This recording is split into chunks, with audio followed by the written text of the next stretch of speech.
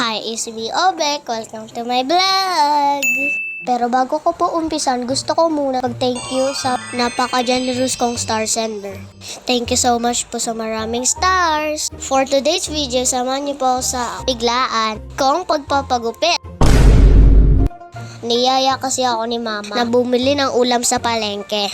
Pero nagulat ako pagdating namin sa palengke. Diretso agad kami sa barbershop. Di mama talaga pabigla-bigla. So, ayun na nga guys, natapos na. Tuwang-tuwa si mama kasi nasunod ang gusto niya gupit para sa akin. Shoutout kay kuya, thank you po! After po namin magpagupit, bumili na po kami ng uulamin namin for dinner. Sabi niyo mama, bilisan po daw namin umuwi kasi pauwi na daw si papa po. At dahil nga, sobrang init, nauhaw kami dalawa ni mama. Bumili lang po ako ng tig 5 pesos na palamig. Naghati lang po kami ni mama kasi hindi naman po ako mahilig ganito po eh. Pagdating namin sa bahay, may biglang dumating na parcel. Kala ko nga sa akin para kay papa pala eh. Nasira kasi yung bag niya kaya si mama nagbili ng bagong bag. So ayun lang po, thank you for watching.